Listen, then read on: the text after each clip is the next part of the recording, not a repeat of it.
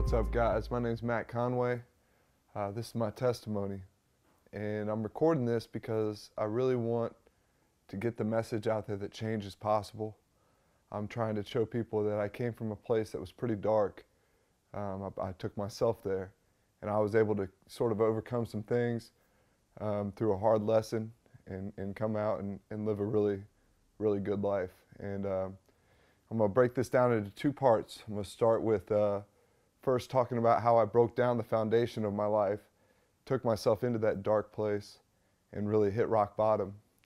I'm also going to speak then about my transition, how I changed, how I was able to sort of see the light, come out of that, use the help of Jesus Christ to change my life.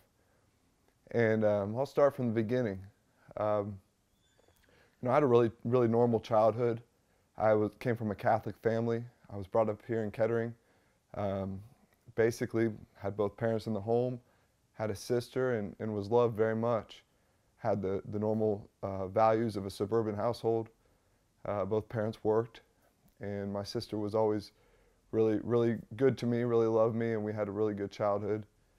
And when I started going to school, I loved school. I was really good in school, and I was kind of a shy kid at first. Later, I started to branch out and make a couple friends, and then I guess I just got the taste of hanging out with other kids and sort of wanted to be popular. I wanted to be liked, and I think that led into me wanting to play some more sports and be more competitive, be better at sports, and really it kind of turned me into a class clown as well. And I was always wanting to seek that approval from other kids. So when it came to about the 6th grade, when I saw my older sister and some friends out smoking cigarettes in the woods, I followed them. So I went out and smoked a cigarette with them. They were in the 8th grade, I was in the 6th grade. They might have even been freshmen at the time. And I tried a cigarette, and I thought it was the coolest thing in the world that I did that. And they treated me like I was a cool kid. And so we went on, and I sort of told some of my other friends that I had done that. And some of them accepted it, some didn't. And I had an older cousin that would smoke with me at family reunions. Well, we'd break away from these family reunions at my grandma's house to smoke, and sometimes we'd break away and have stolen some beers, and we'd drink the beers because he dared me or whatever. And so now I drank alcohol. And that went on until about the 8th grade when I saw pot for the first time. And I remember talking about smoking pot and how I would never do that. But once it was offered at a friend's older sister's place in her bedroom, I just smoked it. And then I smoked it again with another friend's older brother. And next thing I know, I was talking about it at school. It seemed like the cool thing. I ended up getting a bag of weed from my cousin, and I turned around and started selling some of that weed to some other friends because I went to Alter High School. A lot of people in my grade didn't know how to get marijuana, so I sort of got a buzz off being that guy that could get the weed for them. And that went on for the next few years. We drank quite a bit, me and my circle of friends, smoked cigarettes. I smoked pretty much full time from the time I was a freshman on. And we smoked pot. And I played altar football. So when I was playing football at altar, some of the coaches had heard that I was smoking pot. I became kind of a heavier kid. I started gaining some weight. Didn't really care. Didn't have the motivation to do well in sports. And I was out drinking, and I was trying to just party, fit in, be cool, and have a good time. I didn't care much about school anymore or sports. That changed when I was a junior. Started caring about football a lot. I started to be accepted because of some of the positive things I was doing in football, and around school I was doing okay in school, and I was liked by a lot of the kids. The thing I didn't let go of was the pot. I was selling a lot of pot at the time, and then some of my friends were even trying acid. So I tried LSD for the first time. When I was a senior, a couple of my friends tried snorting cocaine. And I was really against that. That was crazy to me. That was something that was foreign to me. All my friends had tried it, I felt like, except for me. I mean, that's how it felt back then. And I just kept saying no until after football season. One day, I said yes to cocaine, tried it, and I fell in love with it. So I couldn't afford it, so I found out I should probably sell that. So here I'm selling pot, cocaine, drinking, and smoking cigarettes. Plus I'd done LSD by the time I was 18 years old. Really earlier than that, I was still 17 when all that happened. So I went through my senior year of high school. I got kicked out of high school because we had a demerit system, and I'd already gotten too many demerits when I was a freshman. I stayed on a half of, we were supposed to get 60 demerits in a year or less. I got over 60 my freshman year. Then I got down to where I was only allowed to get 30, and then my senior year I got over that and had some Saturday schools and wrote a letter about a nun and was kicked out of Alter High School. It devastated my family. It was really bad for me. I felt like I was a pretty well-liked kid, popular kid. Felt like I was on top of the world as a senior. I was already accepted to Eastern Kentucky University, and I got kicked out of high school. So I went to Fairmont. Well, when I got to Fairmont, I already knew some people over there, and I started finding out where parties were there. I got out at 1 o'clock. My cousins went there. My friends went there. I made more friends. I was still messing around selling pot, selling cocaine, doing cocaine, and the party just got bigger, and it was actually something that gave me access to more people. So I started to learn a little bit about networking. I took all of those skills and went down to Eastern Kentucky University, where I took a big bag of weed with me to meet friends. I met a bunch of friends by smoking pot with them, so I'm meeting the wrong people off the bat. And then I pledged a fraternity, and they taught me that in that fraternity we drink, in the morning, noon, and night. And we started drinking all the time on the weekends when we drank, and sometimes during the weekdays. And so we drank a lot of bourbon, a lot of hard liquor. I pledged I wasn't supposed to do any drugs, so the drug use we did partake in, we sort of dulled that down a little bit or hid it. And I didn't sell drugs while I was pledging the fraternity, so the first semester. Once I got in the fraternity, I found out a lot of my fraternity brothers that were active, they all actually used drugs, and a lot of the guys in the fraternity as a whole were using a lot of drugs on campus, and a lot of the sorority girls were, and I was comfortable with that because that's the environment I came from in high school. I put myself in. So I started doing a lot of drugs in college, and I found out that they all liked to do cocaine in college, but they didn't know where to get it. So I started selling cocaine. So in college, I sold a lot of cocaine. I ran into a guy that got a hold of a lot of stuff for me, and I sort of stepped it up and started selling a lot more drugs than I had before. Started selling pot a lot again, and then I ran into pills. Started doing Vicodin. My Vicodin use started when I was 19. I had a girlfriend that sort of told me about the pill game. I started selling pills. So now I'm selling cocaine, marijuana, and pills. And that went on until I was 21 or 2. And I was stepping my pill use up to ecstasy and Percocets regularly. I mean, all the time. I'd been doing cocaine regularly, and I was drinking very heavily, and I always smoked pot. So nothing stopped or slowed down. I just kept adding to the mix until I got a girlfriend that was my first really steady, long-term girlfriend that I moved in with. We got a place, and she had explained to me that she didn't want me using drugs, but that if I sold drugs, it'd be all right for us to get some money. So we sort of made a plan together to sell a lot of drugs, and so I started to learn that the game could bring a lot of money in. I started to learn how to discipline myself and to lie a little bit better because I had to lie to her, and I had to lie to all of my family when I came home from Kentucky to Dayton on family reunions around the holidays. I had to lie. So I was living a double life. I was selling a lot of drugs. I had to answer to people that were serving me a lot of drugs. I had to answer to people that were buying drugs from me. So these types of things became regular for me, and I became very used to this lifestyle. Plus, I'm addicted to pills now, and I'm doing just Percocets because Vicodins weren't good anymore, good enough for me. And I'd also tried Xanax at this point. the Xanax, when I mixed it with drinking, would make me black out. And, you know, sometimes that was funny to me. And I was always using the cocaine too. So all this is going on for the next few years. And I dropped out of school. I was still going to college, but I never really could finish. I'd been kicked out off and on. I was working in restaurants, gaining customers, and just trying to fake it. And the drug use was taking over. Selling drugs was really my life. And I ended up trying to drop all that and go straight, be legit, and be a mortgage broker. My best friend at the time opened a mortgage shop. I got hired as a loan officer. I started selling home loans, and I stopped selling drugs because I'd saved a lot of money, was able to hold on to that and get a place in Lexington, Kentucky, and you know, start working as a mortgage broker, but my drug use didn't stop. At that time, I started getting prescription pills from a number of places. I was still, you know, holding on to a lot of pills, and I was upping my dosage every day.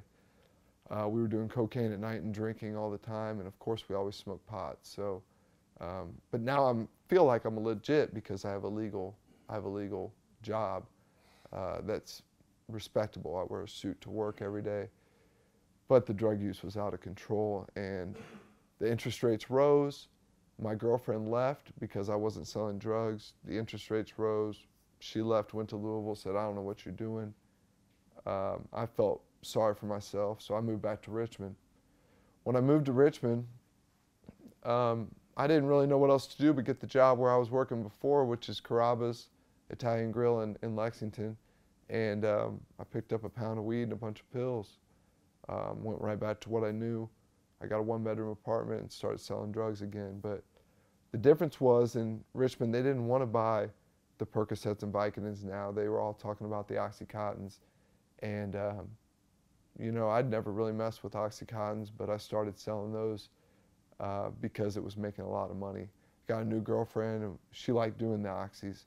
So her and I are snorting Oxycontins now, which come in 80 milligram pills. And if you don't know about Oxycontin, if you suck the coating off and snort the pill, it's really government issue heroin. And it was much stronger than the Percocet was.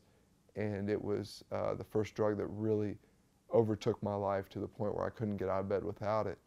And my girlfriend and I sold a lot of Oxycontin and made more money than I've ever made in my life, thousands and thousands a day. And we just got a habit to go with it. We started snorting 10 Oxycontin 80 milligram pills a day each sometimes. And those go for 100, 120 bucks a piece at the time they did in Kentucky. So we were out of control. We were really slaves to this new addiction. And plus I was a slave to selling these pills because that's how I was making all this money. And I thought it was okay because I had money on the side and I had all the drugs I needed, plus I had my girlfriend with me. That all came to a halt when I was raided. My apartment got raided in Kentucky, and I was taken to jail and charged with four felony drug counts. And the weird thing about that time was the cocaine use had never stopped. That was the first demon I really had, and I actually started cooking it into crack.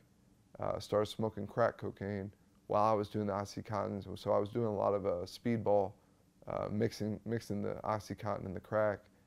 And when the DEA raided my apartment, I had a big crack rock on a pipe and had just hit it, and was so crazy I didn't really know what was going on. So I just remember the officer looking at me and saying, "How messed up are you?"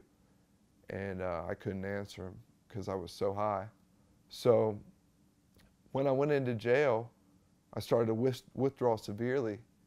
And I withdrew so hard that I was having dreams and nightmares. I had a guy punch me in the face because I was spitting on his blanket. I had a doctor come in and tell me I might die because I was taking Xanax a lot, and I guess I was withdrawing from the Xanax. And he said if I didn't drink water and eat something that I could die. So that was when I first realized my drug use was out of control. And my mom and dad came and visited me, and I told them I was a drug addict. They said, "Okay, we'll get you help for that." And I got out of jail and came back to Dayton. They let me out of jail, and I didn't really understand why I wasn't going to prison. My lawyer told me that the feds would come pick me up, that the state passed my indictment because I was under federal investigation. So I said, okay, well, I'm free now. I just went to Dayton. When I got to Dayton, I got a job at J. Alexander's restaurant. I cleaned up, quit doing drugs. My girlfriend stayed in Kentucky, and I started working and started making new friends. I was smoking cigarettes, went out with the friends and drank.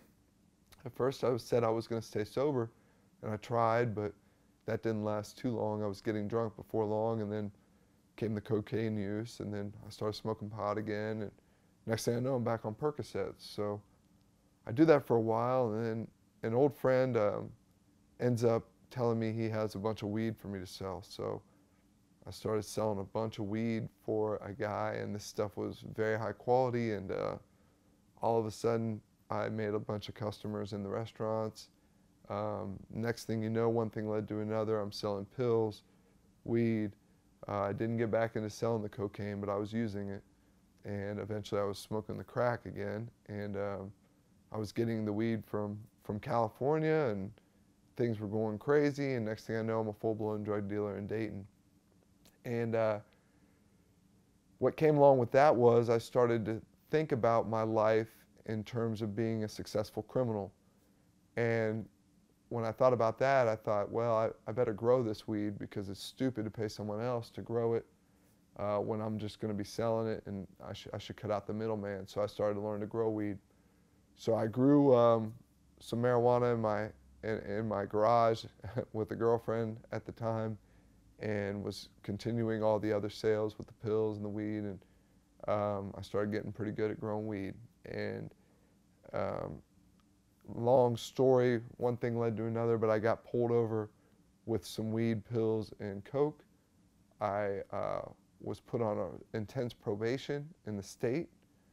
And then about a month later, my weed room was raided, and they took all my weed, marijuana grow equipment and everything else. So why that's important is because I ended up violating that probation and went to jail. When I went to jail, I was so sick with my addiction because I never stopped the pill use, and actually I had progressed into heroin.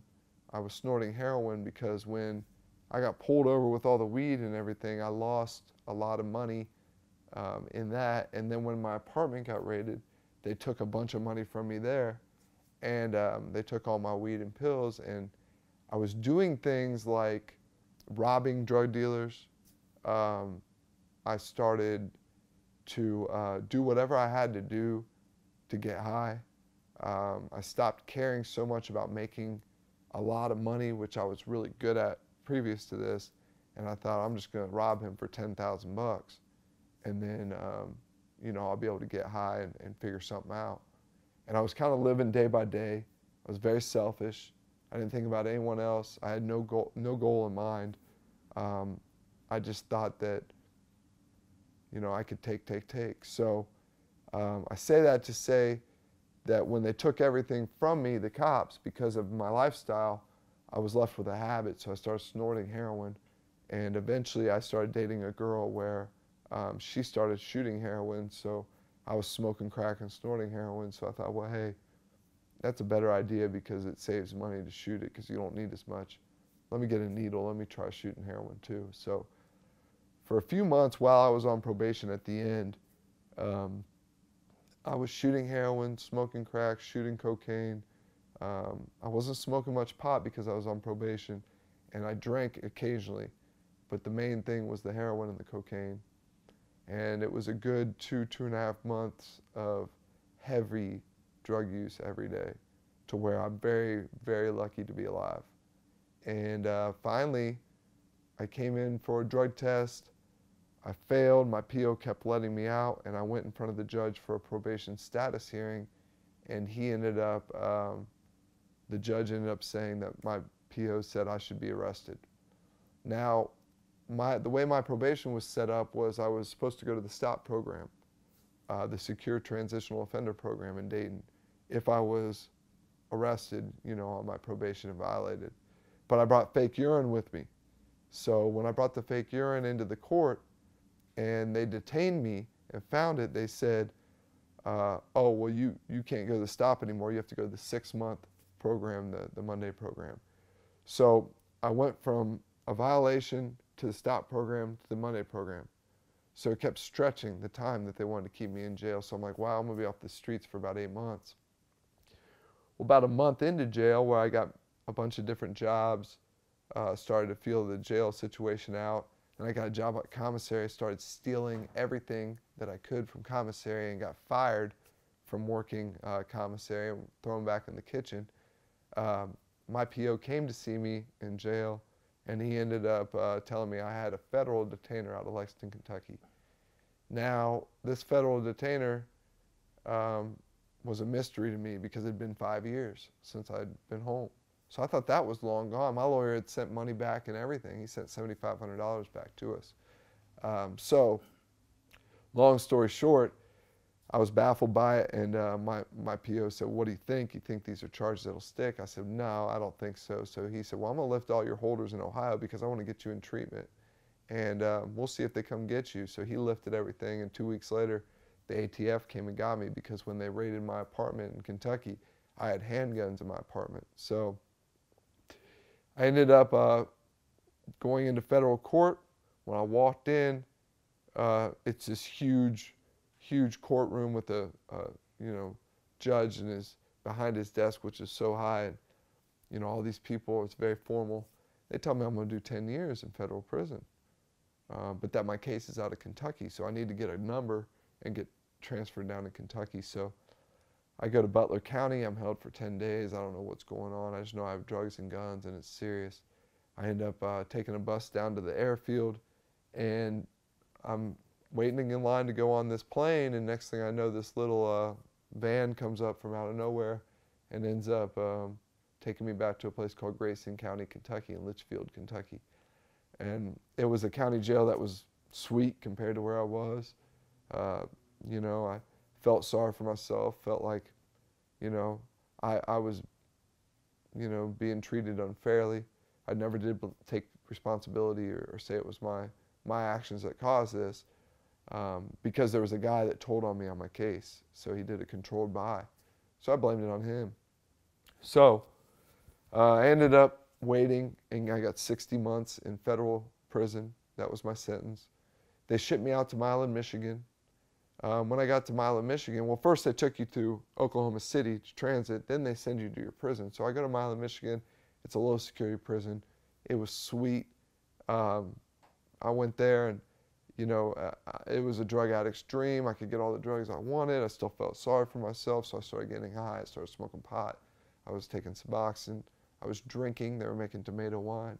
I was smoking K2 spice. I smoked cigarettes just like I did on the streets, and I was selling cigarettes in K2 until I got caught one day selling K2, and they ended up putting me in the SHU, and I sat in there for 7 weeks, and they took my family away for a year because they couldn't test what it was. The K2s, it's almost like bath salts they spray on potpourri, so they couldn't test for it. It wouldn't come back as anything. So instead of giving me a hard shot, which is like a disciplinary report, they ended up taking away my email, phone, commissary, and visits for a year. So I didn't get to see my family for a year, hear from them, talk to them, any of that, none of my friends. So I sat in the hole in the SHU, and I thought, man, this sucks. I did this to myself, but not really. It's someone else's fault. So whatever, I'm gonna get on. I'm gonna quit doing drugs. So 7 weeks later, they let me out of this cell that's about 8 foot by 5 foot, and I got to share it with this other guy. I don't leave. It's a 24-hour lockdown. All they do is let you shower twice a week, and it's horrible. They bring you your food. So when I get out, I'm like, sweet, I'm out, and all these guys are sticking their hand out, offering me more K2, weed, everything else. I can't say no. So I get high again. Start getting high again. About 2 months later, they put me back in the SHU. When I get in the SHU this time, my case manager said, you've proven that you can obtain contraband in a low security prison. We're going to transfer you to a medium security prison. So I got pretty scared because I knew they carried knives at mediums, and I knew that it was ran by gangs. I knew it was big boy prison, and I wasn't at that point so comfortable serving time like a criminal, although I wanted to be this big criminal. So it became real for me. And while I was in that shoe waiting to go to the medium, something happened. Basically, I had an experience where Jesus came to me, and I've never had anything like it before or since. But I was laying in the bed, and I was looking up, and I saw a vision of Jesus. He looked like he was, glowing, a traditional vision of the outline of Jesus. But I kept hearing these words that said that I had a choice, that I could continue to live the life I was living, or I could change my ways and live a whole new life that was amazing and new to me. And it seemed like, wow, for the first time in my life, maybe I have a choice. I'd never looked at it that way. I always thought it was in the cards for me to get high, do drugs, sell drugs, be a criminal. I just thought that's how it was going to be. But, Jesus told me I had this choice. So when I woke up the next day, I thought, man, I'm going to try to get clean. So it was easy. I was in the shoe. There were no drugs around. There had been before when I was in there, but this time I'm not going to do drugs. I kept telling people I'm going to be clean and sober. They transferred me to Oklahoma City. I started to talk different. I started to be different. So this is the part where, originally I said this is what cracked the foundation. This is what brought me down. Well, that was the whole story leading up to this. This is where I started the transition, where I started that positive change. It began with Jesus. I didn't see it that way in the beginning, but that's where it began. And so I ended up going to Oklahoma City because they always transfer you through transit back there, and then to your new parent institution. So I go to Oklahoma City, and I'm talking different. I don't really feel like I'm a Christian or like I have God on my side. I just feel like I can be sober. So I start working out, start leaning on that workout, start doing burpees, doing exercises, reading books, talking different. And then I get to Terre Haute. When I get to Terre Haute, 3 guys from my previous life were there. My roommate in the streets when I got arrested was there. A guy I sold drugs to was there, and another guy who I knew from jail were there. And they had already talked about me coming there because they'd heard I was coming, which was crazy to me. But as soon as I saw them, I was so excited, and I was like, wow, I know somebody, and I felt like this isn't going to be so bad. And they said, you have clean paperwork? I said, yeah. So I show them the paperwork. They're like, all right, you're in. They got me a cell down at the other unit, the nicer unit, and then they said, come on down and hang out, and passed me a joint, cigarette, Suboxone, K2, and I couldn't say no. I'd had this whole plan to change, but I couldn't say no. So I'd get high, and I'd go back to my cell, and I'd cry. I got a cellie, I don't even know.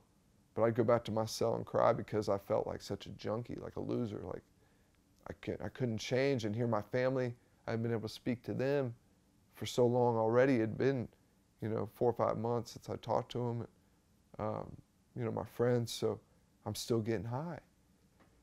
So I did that for a couple weeks, and then I was approached with an opportunity where the doctor at my orientation told us that there was this program called the Residential Drug Abuse Program in federal prison, and it gives guys a year off their sentence.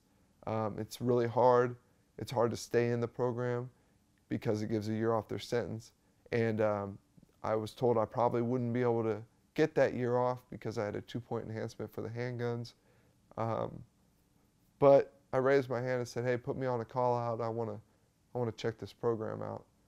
So the doctor did, and when I went in and told her my story about my drug use, her jaw dropped, and she looked at me, and I could tell she was shocked at all the drug abuse in my life and all of the things that I had done for dope.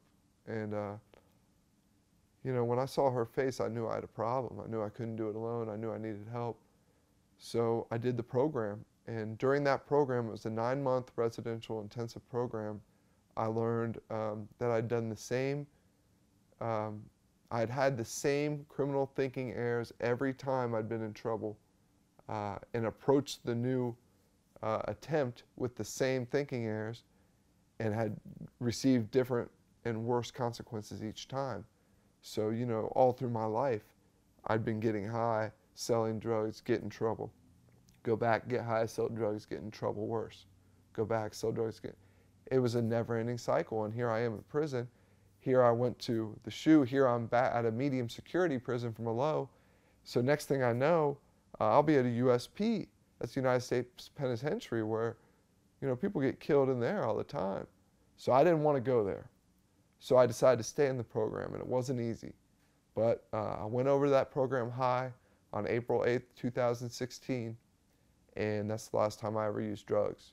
I started to study myself, study the books, recognize my criminal thinking errors like mollification, where I was blaming, making excuses. I understood that I didn't have any gratitude for what I had. I have all of these unbelievable people in my life, and I'm taking them for granted. It was all about me my whole life. When I started to learn, it was really about others. So things started to change for me. I felt emotion. That was hard. It was uncomfortable all the time, but I stuck it out and showed perseverance. Made it through those 9 months. And during that time, a friend had introduced me to the Christian church. Now, I was brought up Catholic, so church to me was a certain way. This Christian church was a little bit different. I went to church, and these guys were singing. They had good voices too. They sounded good. Played music that was good. Played bass guitar and drums, and had a good beat to it. And I liked going. And the pastor had a good sermon. You know, he spoke about you know, Jesus' walk, and how Paul lived his life, and the things that the trials and tribulations of the disciples, and things that I could relate to. And I started to get into it a little bit. So I started going to Christian church, and then I started attending NAAA meetings, and then hosting the meetings, and then asking questions to guys around the unit, like, how do you pray? And figuring out that a devotional like the Daily Bread was really good for me. And then I started to talk to Jesus and give things up to God, and things that I never had ever even attempted to do before. I was 37 years old, and I just had never tried that. So I learned to pray. I learned to have a relationship with God, and I got through the program, and I did really well, and they asked me to be a senior guide. So I started being a senior guide, where I started helping guys who didn't know how to read. These guys were millionaires on the streets of Chicago, didn't know how to read. So they wanted to get a year off their sentence. And I said, as long as you work on it and you really put the time in, I'll help you. So I helped them, and they started to show me appreciation for that. So I realized giving back and helping people was a pretty good two-way street. I mean, I got a lot out of it, as well as the guys I helped. So I started liking the thought of guiding men. I was actually told by another inmate that I was going to be a leader in Christ. I didn't know what that meant. Actually, I thought it was crazy, but he said God told him to tell me that, and I believed him. So, you know, one thing led to another. I ended up being a mentor in this program called Stages, which was for borderline personality disorder. I had some things happen where a guy actually tried to stab me in prison, and had a shank about this long where he nicked my fingers, and I was able to slow the situation down. And instead of getting into an altercation with him, which is what I wanted to do, I learned to have empathy, and understood that he was pretty sick, and he was a guy that needed help. That's why I was in this program. And we ended up getting him detained and help, and I came out of that alive. And I felt like maybe God had something to do with all this stuff, that I learned these things for a reason. And I started to think about God's plan. And, you know, it all started to kind of make sense. And I wrote Christmas cards that year, and I started to appreciate my family and friends. And things started to become very positive for me. I started to be really happy. I was smiling all the time. I was talking about positive things. And when I got my visits back, my mom and dad saw me, and they were blown away. They didn't know what had happened, but they knew there was a big change in my life. And I told them, I said, you know, I've lied to you my whole life, and I've lied about everything, and I'm going to try to tell you the truth, and it's going to be hard, because I've lied literally about everything. And so when I bring up stories and talk about things, you might not know what I'm talking about, and I'll have to explain to you that it was a lie, that you would believe that really this is what I'm telling you here, this is the truth. And we went through a lot of hard times, we cried a lot, and we got through it. And my mom and dad became my best friends. They loved me through it all. And I started to see, that's really what it's about, is relationships and love. And I started to reach out to my friends like, man, I love you. And I started to talk to them, my sister. I started to not care about really making money. I wanted to have a lifestyle balance. I wanted to have healthy relationships. I wanted to have emotional health. I wanted to have physical health. I wanted to have job satisfaction, and I wanted to be involved in my community. I wanted to have God in my life. And it started to make sense how to do all these things. So when I was let out of prison, I went to the halfway house, and they told me I had to stay in the halfway house for 60 days without a move. And I was really devastated. I wasn't going to be able to go home to home confinement, see my family right away, but I said, you know what, this is what God's plan is for me, so I stuck it out. Got a job in Kentucky. I made a ton of money where I wouldn't have if I came home. I was able to get back on my feet, buy some things. I went to start going to Crossroads Church in Cincinnati, and I started to see what the Christian church was like on the streets. I started to read my devotionals. When I got out and came home to home confinement, I joined a gym. I started to go to the gym 5 days a week.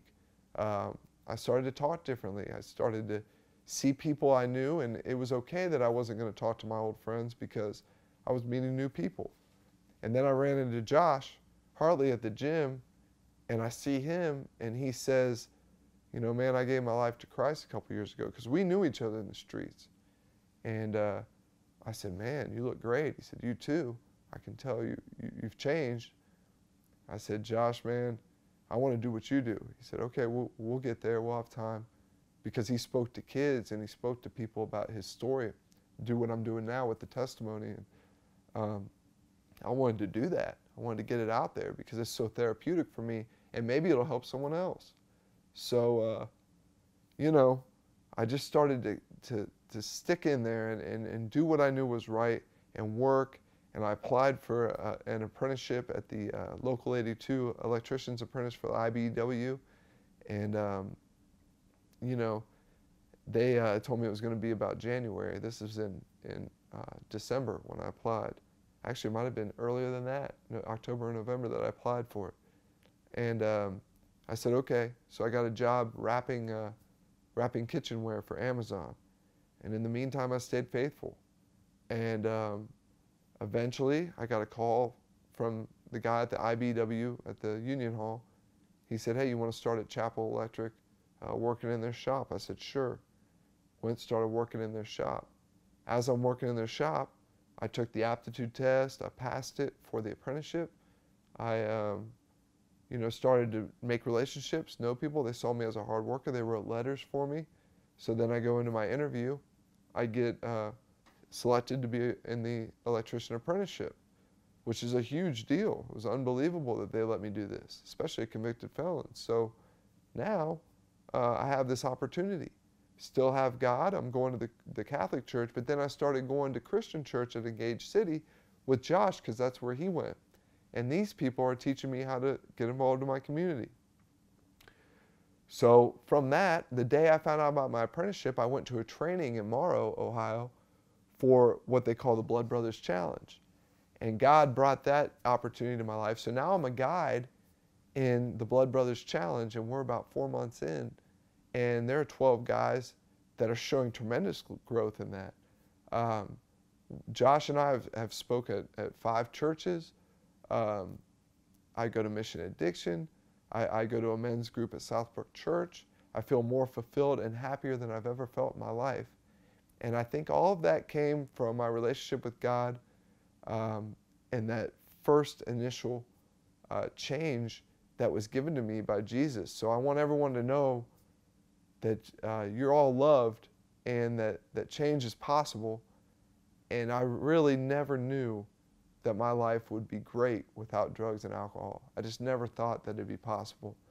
And I'm encouraging everybody to educate themselves, to give themselves a chance, and to take that step. And even though it's uncomfortable, it's going to turn out better. And I want to help people, so that's what City Hustle's here for. So if you want to reach out, my name's Matt Conway again. My number's 937-313-0429. My email address is mmconway79@gmail.com. Hit me up, reach out to me. I'm with City Hustle. I love you all. Thank you for hearing my testimony.